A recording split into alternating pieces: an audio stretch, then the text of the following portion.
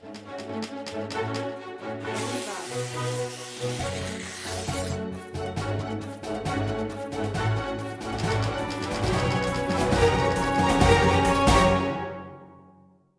bom dia. Estamos começando mais um programa Escola Sabatina Interativa.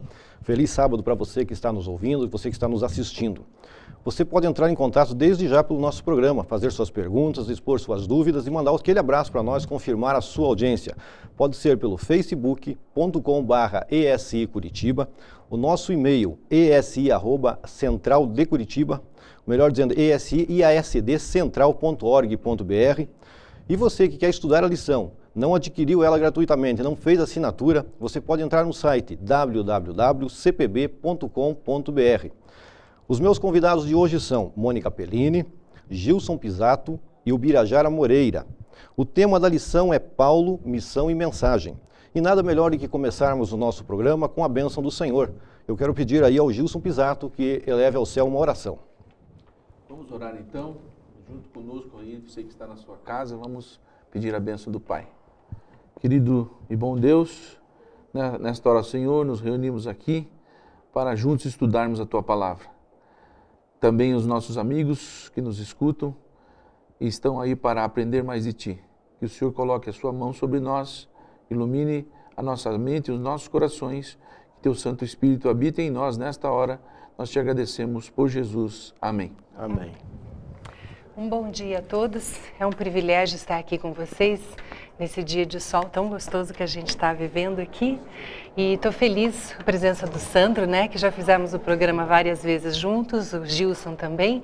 E temos hoje pela primeira vez o Birajara, que é conhecido no nosso meio carinhosamente como Birinha. Que bom que você está aqui hoje. Prazer que seja estar aqui com vocês. a primeira de muitas, tá bom? Nós estamos estudando, já é o nosso penúltimo tema da lição, né? Semana que vem é a última lição, que está falando sobre missionários. E já vimos vários missionários aqui.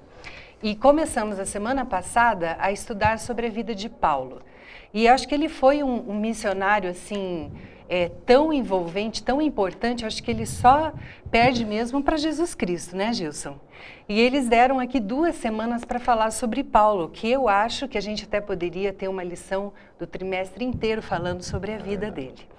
E eu gostaria de começar lendo a passagem principal aqui, que diz do verso para memorizar, que diz assim: irmãos, quanto a mim, não julgo havê-lo alcançado, mas uma coisa faço, esquecendo-me das coisas que para trás ficam e avançando para as que diante de mim estão, prossigo para o alvo, para o prêmio da soberana vocação de Deus em Cristo Jesus. Uma capacidade incrível que a gente já viu que Paulo foi um dos maiores perseguidores dos cristãos. E ele, com certeza, ele se arrependia muito das coisas que ele fez, né, das pessoas que ele levou à morte, depois sabendo da mensagem que aquelas pessoas estavam corretas. E aqui nesse verso ele diz, olha, eu esqueço as coisas que para trás ficam e olho para frente. A minha vida é agora com Jesus daqui para frente. E é uma lição para todos nós, né? Quantas pessoas que a gente viu e vê que se entregaram a Jesus depois de uma vida terrível de pecados, de coisas horríveis que fizeram, e se transformam, porque aquela vida realmente ficou para trás.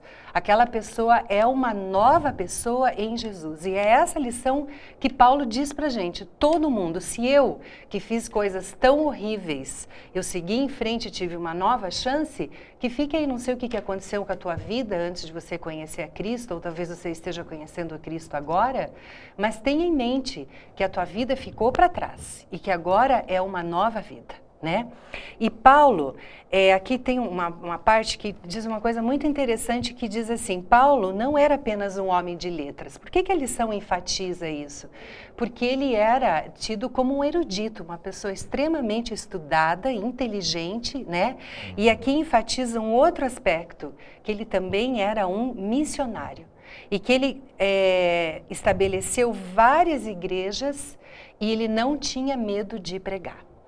E começa assim, falando mais profundamente, Bira, sobre os gregos e os judeus. O que o nosso guia de estudos fala sobre isso? Eu quero contextualizar que Paulo já nasceu um missionário.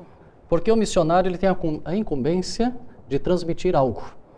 E mesmo quando Saulo perseguia os cristãos, ele era um missionário, porque ele cumpria, na verdade, à risca aquilo para o qual ele se propôs. Mas eu imagino que Deus, na sua eterna sabedoria, ele pensou o seguinte: eu preciso convencer, eu preciso converter, porque eu tenho certeza que essa pessoa, através da sua determinação, ele vai ser uma pessoa muito importante para a minha causa. E foi o que aconteceu, né? Deus, na verdade, ele teve razão e se propôs a este objetivo, e nós temos em Paulo uma pessoa que escreveu 14 dos livros que nós temos hoje no Novo Testamento. Eu acredito que seja importante nós contextualizarmos um pouquinho Paulo, desde a sua infância. Nasceu em Tarso. Tarso é uma cidade considerada importante. Era uma cidade que no ano 42, Marco Antônio, general romano, ele concedeu a essa cidade uma classificação como cidade livre. Era uma província, na verdade, romana, mas era uma cidade autônoma. E pelo fato de ser uma cidade autônoma, na verdade, ela não pagava tributos a Roma. E Paulo, ele se beneficiou no seu ministério, e ele soube, na verdade, aproveitar de muitas situações importantes. Eu fico também imaginando Paulo, antes Saulo, na verdade, na sua infância, quando criança, ele acompanhou ali a vida dos cidadãos da sua cidade. Eu fico imaginando Saulo vendo os filósofos debatendo nas praças. Eu fico imaginando Saulo, na verdade, acompanhando os desfiles militares, né? Acompanhando toda esta vida cotidiana das grandes cidades. E uma questão até oposta, eu diria assim, aos ensinamentos de Jesus, que Jesus, na verdade, ele trouxe para nós muitos ensinamentos através de suas parábolas, utilizando-se da vida cotidiana rural. Paulo, na verdade, se utilizou ali da vida cotidiana ali das pessoas. Eu acho que é uma questão assim importante, nós vamos ver na vida de Paulo, que essa experiência, essa vivência na cidade grande, foi muito importante, então, para que ele tivesse as características apropriadas para se dirigir a todas as pessoas, né? Para conversar, para debater com todas as pessoas. Sem contar, né, Birinha, que ele teve o estudo com um dos maiores entendidos da época, que era Gamaliel. Gamaliel. Né? Então, ali também o crescimento dele na estrutura do sinédrio, de toda a função do sinédrio, dos fariseus em geral, e também da palavra de Deus, pois eles estudavam a fundo a palavra de Deus. Às vezes até não seguiam tanto, mas se estudavam, né? Eu acredito que até antes da escola de Gamaliel, a escola da sinagoga era uma escola muito contundente. A história nos conta que as crianças, a partir dos 5 anos, já tinham contato com as escrituras. Aos 10 anos, as crianças elas tinham contato com o Mishla. O Mishla, na verdade, eram doutrinas orais que os judeus, então, pregavam, que os judeus colocavam, então, como uma das normas para que os judeus, então, seguissem. Aos 13 anos, ele precisava, então, publicamente jurar que ele, na verdade, acreditava em todas as questões que ele havia antecipadamente estudado, né? E foi nesse contexto, nesse panorama, que nós temos, então, o Paulo, uma pessoa, então, preparada, na verdade, para transmitir o Evangelho de Jesus Cristo. Eu costumo sempre dizer que na minha trajetória como professor, eu sempre fui interrogado a respeito da questão, professor Bira, o que é falar o português corretamente? O que é falar uma língua corretamente? Na verdade, é um estudo assim muito amplo, mas eu destacaria duas questões. Nós temos a língua portuguesa para os gramáticos, onde os gramáticos eles dizem que a língua portuguesa ela é estabelecida em cima de normas, em cima de regras, né? E eu tenho uma outra vertente, e essa vertente, na verdade, eu corroboro bastante com ela, que é a vertente dos linguistas, onde os linguistas colocam que você falar uma língua corretamente é você adaptar, é você contextualizar o que você está falando para o ambiente em que você está, no caso, inserido. Paulo tinha, na verdade, e através dessas experiências, quando criança, quando adolescente, ele tinha condições de conversar com uma pessoa importante da sociedade, assim como uma pessoa mais simples da sociedade. Dessa forma, na verdade, transmitir o Evangelho de Jesus Cristo. É verdade. E já tomando esse gancho aí, ele traça um paralelo bem interessante, né, Gilson? Que ele fala de soldados e atletas, que estava naquele contexto cultural, né? Por ele ser uma pessoa extremamente inteligente e estudado, né, como o Birinha já comentou aqui, ele sabia adaptar-se às situações para poder atingir as pessoas. E nós estudamos na semana passada que ele disse assim, eu me faço fraco para com os fracos, forte para com os fortes, e se eu precisar de alguma outra característica, eu também me adapto para poder atingir. Por exemplo, quando ele falou para os gregos e os judeus, né, que eram pessoas distintas, judeus traziam uma tradição, uma herança do povo de Israel, da trajetória do povo de Israel desde do deserto até aquela época, ele se adaptava ali. E quando ele tinha que falar para gregos ou para outros denominações, outros países, né, que estavam ali representados, ele se adaptava também. A sabedoria e inteligência de Paulo vinha dele, do seu conhecimento, e também por ele ter se colocado à disposição como instrumento na mão de Deus. E os judeus classificavam que o que ele falava, muitas vezes, era um escândalo, porque às vezes ele ia até contra as tradições. E os gregos consideravam que aquilo ali era loucura. Então, era escândalo para os judeus o que ele pregava, e era loucura para os gregos que não entendiam nada. Mas ele, com seus métodos, ia chegando e chegando, e aí chegou na história dos soldados e dos atletas. Ali ele colocou assim, o soldado tem uma disciplina, tem uma regra, tem uma norma que ele segue, e ele vai naquilo ali enquanto ele está sendo mandado. Até o que Paulo fazia, quando era Saulo, né? Como você comentou. Né? Ele seguia aquilo à risca com que ele tinha sido proposto. Ele foi muito bom naquilo, para que ele se propôs a fazer. Então, ele citava metáforas. Até o nosso guia de estudo diz que ele era o mestre das metáforas. Ele colocava metáforas para que as pessoas pudessem entender. Então, ele colocava um soldado, por exemplo, ele segue aquilo que o seu comandante diz. Um atleta tem uma sua vida disciplinada, uma vida regrada, mas ele tem um objetivo, ele tem um foco. Isso, na verdade, é contextualizar. Né? É você trazer situações práticas do dia a dia, situações das quais as pessoas estavam acostumadas para transmitir o Evangelho de Jesus Cristo. Então, por exemplo, quando ele falou de atletas, ele falou para mim e para você assim, ó, muitos começam a corrida, mas poucos chegam no final. Ou os que chegam, um só é vencedor. Então, para mim e para você, na vida espiritual, na busca da salvação, é a mesma coisa. Todos nós estamos correndo para uma vida só. Todos nós estamos correndo para um objetivo só, que é a nossa salvação. Mas nós só vamos atingir o nosso foco, o nosso objetivo, se nós fizermos o que Paulo pregou na época e o que a Bíblia, através das mensagens deixadas por ele e por outros, inspirados por Deus, nos diz para fazer.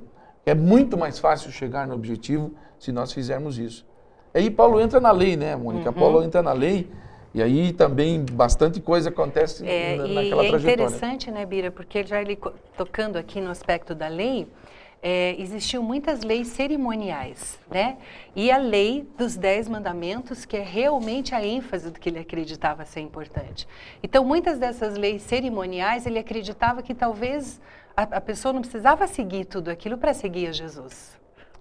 Exatamente. Nós temos, nessa época, nós temos 3 leis, que são as 3 leis principais. Nós temos a primeira lei, que é a lei moral. A lei dos 10 mandamentos, como você muito bem colocou. Essa lei, na verdade, ela sempre existiu. Ela foi, na verdade, revogada, ela foi colocada no Sinai, mas antes do Sinai, na verdade, a lei já existia. Né? Tanto é que nós percebemos que Deus, ele, na verdade, ele não gostou da ação de Caim, na verdade, quando ele matou o seu irmão. Nós temos as leis cerimoniais que você colocou, que foram as leis, na verdade, estabelecidas por Deus, para que as pessoas, através do sacrifício de um animal, na verdade, viesse esse animal a substituí-lo na remissão, pelo derramamento do sangue. Mas, na verdade, essa questão das leis cerimoniais, na verdade, elas foram extirpadas, elas foram extintas, na verdade, quando Jesus veio a morrer e, principalmente, a ressuscitar. Na verdade, as leis cerimoniais, elas não existiram, não sempre existiram, elas passaram a existir a partir do momento que Adão e Eva pecaram e para que o seu corpo fosse vestido, né, para que se cobrisse a sua nudez, foi necessário a morte de um primeiro animal. A Bíblia nos relata que não foi uma situação realmente nada fácil ali para os primeiros pais que nós tivemos, né? Ver, na verdade, ali um animal sendo sacrificado, na verdade, para remir, para substituir os seus pecados. E nós temos uma terceira lei, que são as leis civis, as leis judiciais, porque, na verdade, para uma nação, se faz necessário, na verdade, a aplicação de leis para que nós tenhamos uma vida em sociedade, uma vida em harmonia, ou uma possível, na verdade, uma possível harmonia. Foi muito difícil, na verdade, assim, para Paulo, convencer as pessoas que Jesus, na verdade, ele foi o Cordeiro de Deus, na verdade, que veio a substituir essa questão da lei cerimonial, porque os judeus ainda, na verdade, estavam esperando por feitos assim muito grandiosos, feitos assim mirabolantes, eu diria assim, né? Assim como aconteceu no Êxodo, onde nós tivemos assim experiências onde Deus se fez presente de uma forma assim surpreendente, os judeus também esperavam naquela época que algo também acontecesse, né? Que algo talvez até natural, talvez, né? Uma questão assim que surpreendesse, que enchesse os olhos ali das pessoas, né? O nosso guia de estudo ele também nos coloca que Paulo, na verdade, ele se converteu no caminho de Damasco, e não foi, de repente, nem tão importante aquela luz maravilhosa, mas o importante nos 3 dias em que ele esteve cego, que ele refletiu imensamente sobre todas as questões que ele havia feito, que ele havia praticado, ele chegou a uma conclusão assim muito interessante. Eu acho que esse é o ponto chave, é o ponto forte, essa é a bandeira pela qual Paulo lutava, que ele percebeu que Cristo morreu, mas que Cristo também, depois de 3 dias, ressuscitou.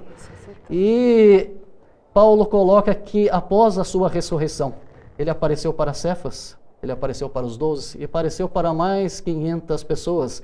E Paulo contextualiza dizendo para nós que muitas daquelas pessoas que viram Jesus ressuscitado, alguns deles dormiam no Senhor já, mas muitos deles, na verdade, eram testemunhas vivas de que Cristo, na verdade, ressuscitou. Paulo leva com certeza toda essa questão muito a sério, e essa é, como eu disse anteriormente, essa é a bandeira pela qual, na verdade, ele encabeça então todo o seu evangelho e toda a transmissão de tudo aquilo que ele quis então transmitir às pessoas. Só interrompendo aqui, o pessoal que está confirmando a audiência, olha, Patrícia lá de Londrina, Jabaí André ali do São Brás, Cleonice e família ali de Foz do Iguaçu e Odete de São Mateus confirmando a audiência conosco. Você pode entrar em contato conosco pelo facebook.com/escuritiba, pelo nosso e-mail esi@iasdcentral.org.br. Mônica? O mais interessante, continuando, que bom que você está nos acompanhando aí, seja bem-vindo se você for a primeira vez, mas se não, nos acompanhe sempre. Mas, voltando ao nosso estudo aqui, o mais importante é que quando perguntado para Paulo se a lei tinha sido anulada, o que ele respondeu? Anulamos, pois, pela fé a lei? De maneira nenhuma, antes confirmamos a lei. Né? Paulo estava confirmando palavras que o próprio Jesus já tinha dito, quando perguntado, porque muitas pessoas hoje podem pensar que as leis cerimoniais foram extintas, e foram, como ele falou.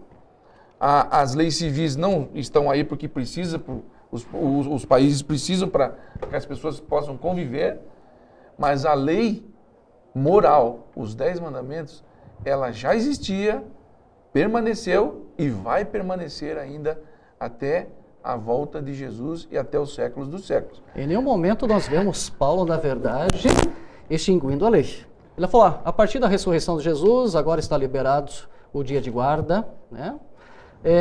A partir da ressurreição de Jesus, agora nós podemos matar, adulterar, nós podemos ofender os nossos pais, ofender as nossas mães, nós podemos adulterar. Não, em momento nenhum nós vemos essa questão, porque a lei moral, como o Gilson colocou agora há pouco, elas sempre existiram e sempre existirão. E na realidade, assim, o que a gente pode trazer mais como lei, eu encaro, O que ele queria, na realidade, era tirar as tradições, porque eles eram muito tradicionalistas, né? Verdade. E ele falando, não, o ponto principal é Jesus Cristo. É isso que ele enfatizou sempre, né, Gilson? A vida de Jesus era o principal na pregação de Paulo, porque ele sabia que a vinda de Jesus tinha mudado toda a história do mundo. É isso que ele queria passar para as pessoas. Afinal né? de contas, são 613 leis morais que nós temos no Torá, né? Não é um número pequeno, é um número significativo, na verdade. Então, mas o foco de Paulo principal, como ele falou, era a lei moral válida até hoje, Jesus Cristo sendo morto na cruz, ressurgindo na sua ressurreição, esse era o foco. Porque ele até disse assim, mas se Jesus não ressuscitou, é vã a nossa fé.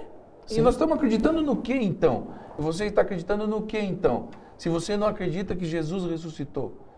Será que Jesus foi uma pessoa importante no mundo? Ele dividiu os dois tempos. Né? Antes de Cristo e depois de Cristo. E valeria a pena nós estarmos vivendo se nós não tivéssemos a esperança de uma vida eterna? O que estaríamos nós fazendo aqui? Né? Então Paulo queria colocar na mente das pessoas, né, que é vã a nossa fé. Não existe fé para mim nem para você se nós não acreditarmos que vai ter alguma coisa melhor, que tem uma esperança para frente, que tem uma vida eterna para frente com Jesus sendo o nosso comandante na atual situação lá. Porque se não houver isso, né, não tem por que a gente estar acreditando. E aí ele toca num assunto até bastante importante, né, da questão do estado dos mortos, né? Porque muitas pessoas pensam que após a sua morte vai para o céu, ou vai para o purgatório, ou vai não sei para onde, ou vai não sei para onde. A Bíblia é muito clara, nós podemos citar aqui algumas passagens, em 1 Timóteo, em Tessalonicenses, que o único imortal é o próprio Deus. Se você quiser me acompanhar, Mônica, posso dar uma lidinha? Vamos ler. Aqui, em 1 Timóteo 6,16, fala sobre a imortalidade. 1 Timóteo, no Novo Testamento, 6,16. O único que possui imortalidade, que habita em luz inacessível, a quem homem algum jamais viu, nem é capaz de ver. A ele a honra, poder eterno. Amém. Quem é ele? Deus. O próprio Jesus Cristo, que é uma das pessoas da Trindade que está no céu, hoje intercedendo por mim e por você. Então, meu amigo, meu irmão que nos acompanha, o único imortal é o próprio Deus. Se você não acredita que houve ressurreição, infelizmente você não acredita que vai ter uma outra vida para frente. E as passagens também falam que a morte é apenas um sono e que muita coisa boa terá pela frente, ainda se você e eu estivermos mortos em Cristo Jesus. Porque se não estivermos mortos em Cristo, infelizmente, a nossa vida eterna será bem diferente, né? Não haverá vida eterna para as pessoas. Até sabendo que os conceitos, o conceito de inferno, o conceito de purgatório, são conceitos humanos, não são conceitos pautados na Bíblia. Há alguém que diga que pode provar e pode colocar para nós que o inferno está colocado na Bíblia, eu acredito, porque algumas traduções, na verdade, erroneamente trouxeram a palavra inferno, trouxeram esse conceito para a Bíblia. Mas eu acredito que uma melhor definição para o inferno, na verdade, não seja um lugar, mas seja o quê? Um acontecimento. Quando os ímpios, aqueles que não acreditarem em Jesus, serão queimados, na verdade, virarão pó, na verdade. E, sendo assim, não se trata de um lugar, mas se trata de um acontecimento. Portanto, o foco principal da nossa mensagem hoje deveria ser, primeiro, o nosso estudo diligente e observado da Palavra de Deus, para que a gente possa aprender aqui e depois transmitir aos outros. O nosso foco principal deve ser o mesmo objetivo do atleta, do soldado, de chegar na salvação. Como fazer? Por nossos próprios méritos, não conseguimos. Por isso Jesus morreu por você, por isso Jesus morreu por mim, por isso Jesus morreu por toda a humanidade. E a chance está aberta ainda para mim e para você, né? Para nós aprendermos, para nós entendermos o que Deus quis deixar escrito na sua palavra, para que nós tivéssemos uma vida melhor um pouco aqui nesse mundo de pecado. Sim. Porque nós sabemos que o mundo de pecado, ele só tende a dificultar a vida do ser humano. E o próprio ser humano é culpado disso. Nós sabemos, né? As escolhas, né, Gilson? Pelas escolhas que faz. Mas, como o professor Bira falou, existe uma esperança. E essa esperança está na morte de Jesus e na ressurreição de Jesus. E ele está lá no céu hoje, intercedendo por mim, intercedendo por você e por você também que nos acompanha. E lembrando que essa imortalidade, ela é prometida, né?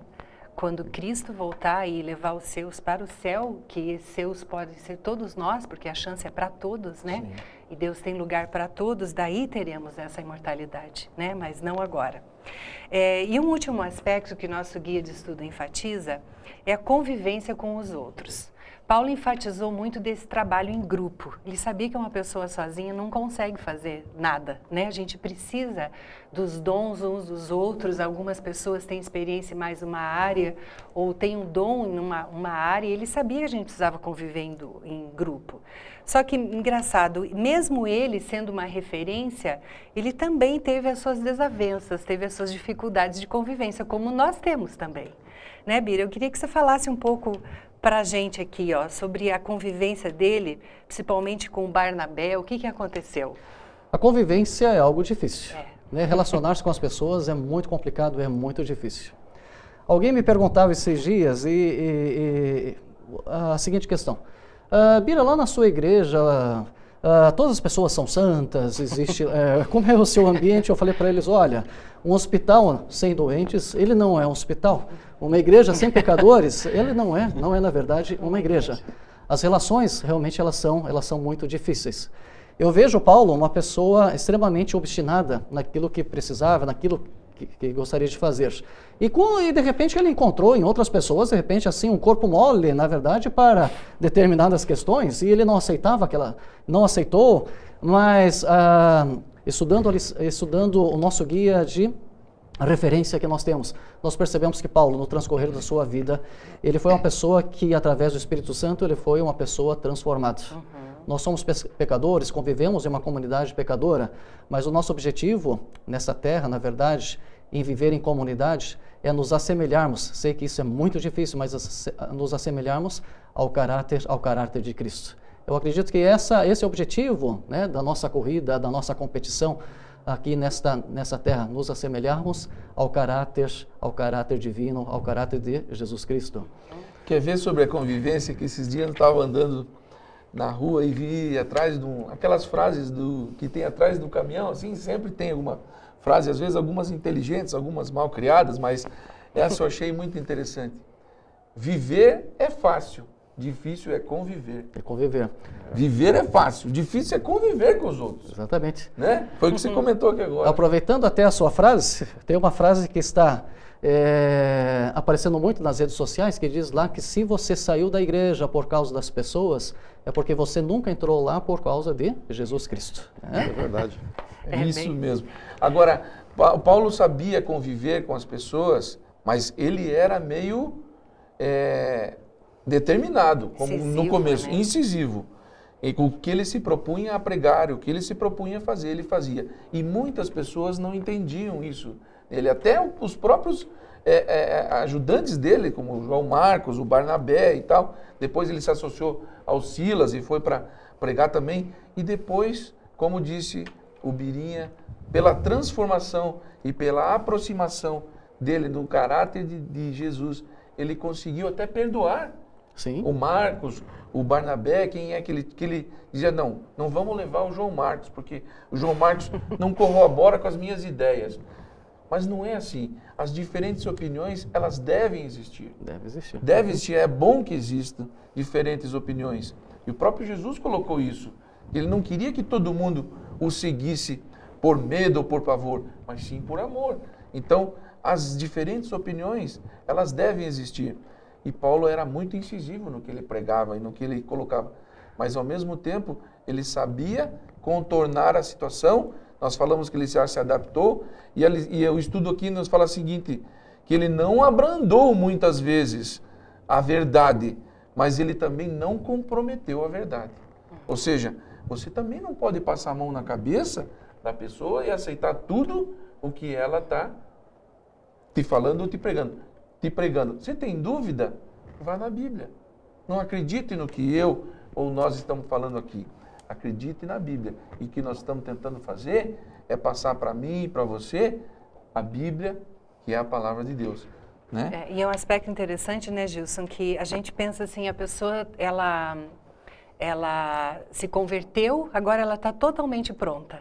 Mas é um processo, né? E assim, com o tempo da conversão, da ligação com Deus, eu acredito que o coração dele foi amainando, foi começando a ver as pessoas de um outro jeito, porque ele tinha muito esse estilo assim militar, né? Ou sim ou não, certo, errado, né? Sim. E não tinha essa maleabilidade. Então eu acredito que isso é com a gente também. A gente vai com o tempo, com a convivência com Jesus, a gente vai vendo como Jesus olharia as pessoas. E dentro dessa perspectiva nós percebemos que Paulo, na verdade, ele se preocupava com as suas igrejas, ele se preocupava com seus recém-conversos, porque na verdade ele nunca deixou, na verdade, as suas igrejas desamparadas.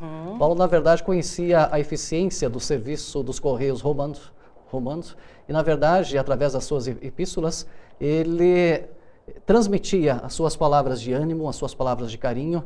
Nós percebemos que a partir dessa transformação nós vemos Paulo, um ser tão rígido, chamando seus irmãos de amados, chamando seus irmãos ali de filhinhos. Essa preocupação que ele tinha em na verdade, conservar a igreja, preservar a igreja, principalmente seguindo nessa questão da transmissão do evangelho para as outras pessoas. Eu posso dizer para vocês aqui que Paulo foi uma fera.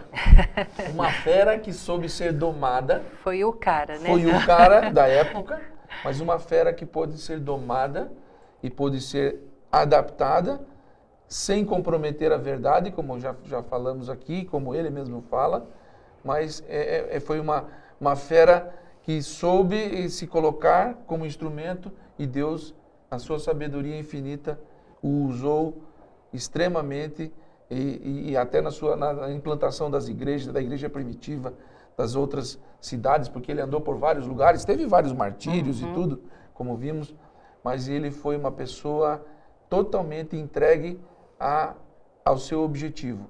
Depois de convertido, depois de se aproximar do caráter de Deus, ele chegou no foco principal, que era pregar para os outros que Jesus havia morrido por eles também, havia sido ressuscitado por eles também. Então, é um exemplo para nós. Se é uma pessoa que talvez eu gostaria de encontrar no céu, seria o Paulo para conversar com ele. Deve ter muita coisa para contar, coisas, né? Muita coisa que ele fez, né?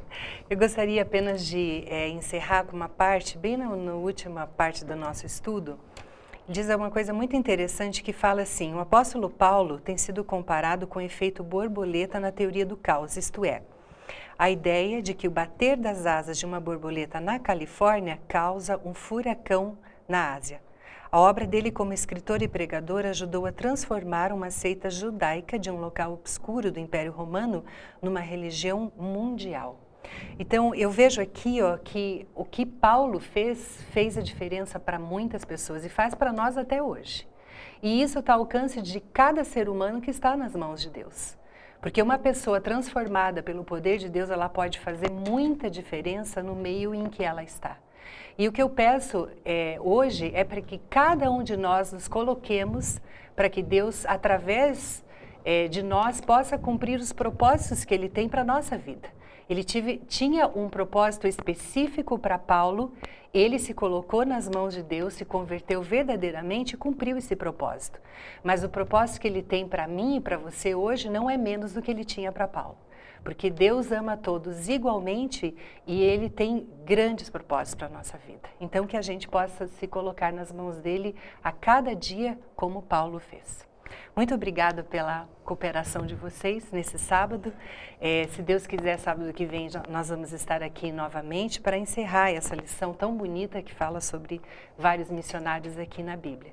E para encerrar esse estudo, eu gostaria que o Bira fizesse uma oração para nós. Só antes da oração aqui, eu queria ressaltar aqui o Cláudio Cruz, que diz assim: só o poder do Espírito Santo nos faz reviver a cada manhã. Temos que clamar a cada manhã por esse poder.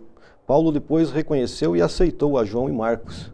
É verdade. Ele só está confirmando a audiência aqui e mandando aí para nós. É bom. Nosso grande Deus, nosso grande Pai, nós te agradecemos este momento de transmitir a Tua palavra, de sabermos que o Senhor esteve aqui na terra, que o Senhor morreu, que o Senhor ressuscitou. Nós estamos, Senhor, numa batalha muito grande, nós estamos numa corrida, e nessa corrida nós não estamos sozinhos, nós temos outras pessoas que estão ao nosso redor. Nós sabemos, Senhor, que essa corrida é uma corrida espiritual. Nós sabemos que essa corrida ela não traz um pódio, mas essa corrida traz para nós uma linha de chegada. E nós, como irmãos, queremos chegar, nós queremos atravessar de mãos dadas essa linha de chegada, para nós recebermos o carimbo do passaporte. E nesse carimbo eu acredito que estará colocado: bem-vindo ao reino dos céus. Amém. E a validade desse carimbo poderemos ver a seguinte informação: válido para toda a vida, para uma vida eterna. Prepara, Senhor, a cada um de nós para que sejamos missionários dentro das nossas casas, que sejamos missionários dentro do nosso trabalho, que sejamos missionários na comunidade em que nós estamos inseridos, e que saibamos e que tenhamos, na verdade, toda a inteligência para transmitir o seu caráter, o seu evangelho para todas as pessoas às quais nós temos contato. Fica conosco no transcorrer desse sábado. São essas bênçãos que pedimos e agradecemos em nome de Jesus. Amém. Amém.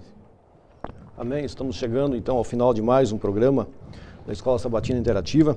O Jabaí, ele corrigiu aqui, eu passei São Brás aqui, mas ele mora ali na Orleans e mandou para nós aí, ó: que Deus Pai abençoe seu dia com saúde, paz e alegria, prosperidade e harmonia a você e sua família. Feliz sábado a todos, não só para nós, mas para você que está em casa também. Você pode vir nos nossos cultos nos sábados às 9 horas da manhã, domingos e quartas às 7h30 da noite. Na sexta-feira tem o programa Ligados na Palavra, confirmando a audiência do Sheik, que está lá em Foz do Iguaçu, Sebastião, Jonathan, Gilmar aqui de Curitiba e André ali de Paulo Lopes, Santa Catarina. Até sábado que vem, se Deus quiser. Tenha uma ótima semana com Jesus.